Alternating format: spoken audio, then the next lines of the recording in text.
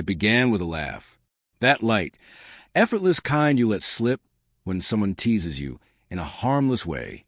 We were out with friends, sharing dinner at a quaint little spot downtown.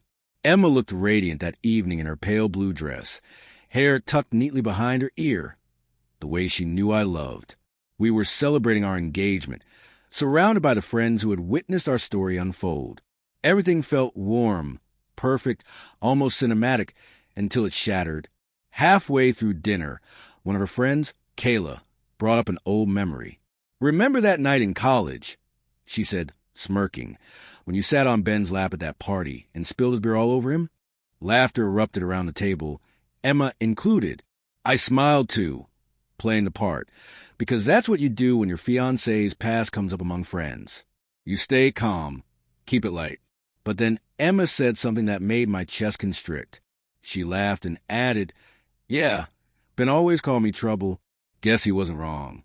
The table roared with laughter again, but my smile froze. It wasn't jealousy that struck. It was something quieter, heavier. The way her eyes softened when she said his name, the faint warmth in her expression. It lasted maybe 3 seconds, but in that instant, something sharp lodged in me.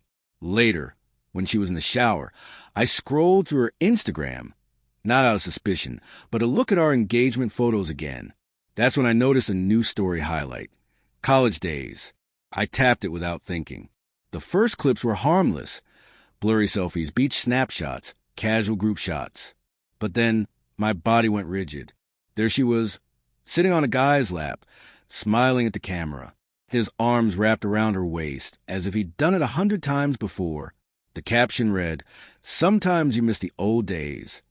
My stomach sank. I didn't need to ask who it was. Ben. The same name she'd laughed about just hours ago. She'd posted it 2 days before our engagement dinner. At first, I told myself there had to be an innocent explanation, a joke, a throwback, something lighthearted. But the longer I stared, the less innocent it seemed. The way his hand rested on her thigh, the way she leaned into him. And that caption, it didn't feel like a joke. It felt deliberate. By the time she stepped out of the shower, I already knew something inside me had shifted. We were alone in the apartment, the city lights outside humming quietly. Emma was folding laundry, humming softly, oblivious to the storm inside me. My hands were clammy, heart pounding, but I knew I had confronted her before my thoughts twisted reality. "Emma," I said, my voice low but steady. She looked up, smiling. "What's wrong?" she asked. I didn't respond immediately. I held my phone between us, the photo still on the screen. "Is this a joke?" I asked, trying to sound calm. Her smile faltered. "What?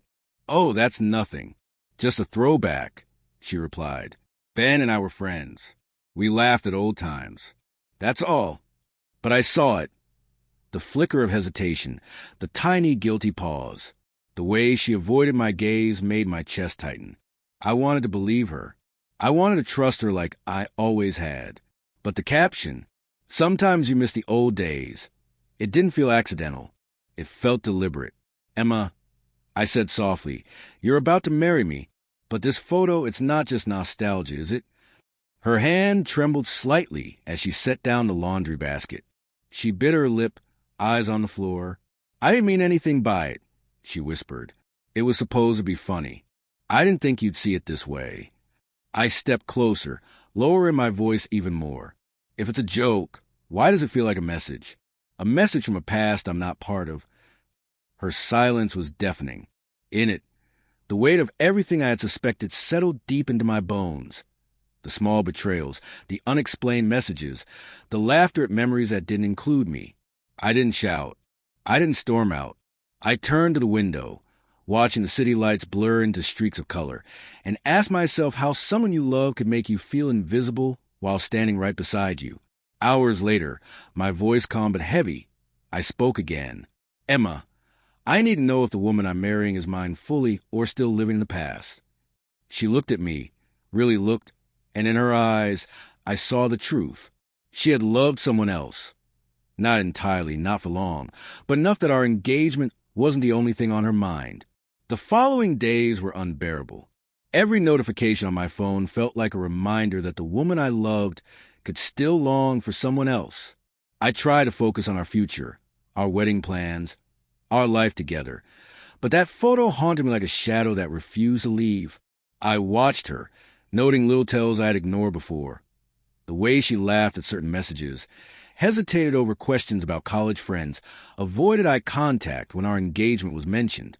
Trust, once broken, doesn't come back easily, especially when there's proof that the heart you gave is still reaching for someone else. Finally, I confronted her again, laying everything bare. "Emma, I saw the photo," I said, steady but firm. "I need the truth. Were you thinking about him when you said yes to me?" She flinched. "It wasn't like that," she whispered. "I was just remembering. I didn't mean to hurt you. It's a stupid joke. I love you. I swear." I couldn't accept it. Love doesn't hide behind cryptic photos, no matter how heartfelt the words. That night, I realized my heart had been quietly doubting for months, and now I had evidence to fuel it. I left the apartment, walking the quiet streets, thinking about everything we had shared and everything that went wrong. By morning, I made my decision. This wasn't about a photo or joke or even betrayal. It was about the life I wanted. One built on trust, honesty, and certainty, not constant doubt. I handed her a letter. Quiet, firm, final. I explained I couldn't continue with someone whose heart lingered in the past. Love required presence, not nostalgia. I deserved someone fully committed, not partially remembering someone else. She cried, pleaded, promised change. I stood firm. I wanted her to leave aware, not angry. As she packed, I watched from the doorway. The apartment felt emptier, yes, but also lighter, freed from the weight of doubt. Later, I deleted the photo from my mind and my devices, but I never forgot what it taught me. Love isn't measured by rings or promises. It's measured by attention, loyalty, and courage to fully inhabit someone else's life. Sometimes, letting go is the only way to protect your heart.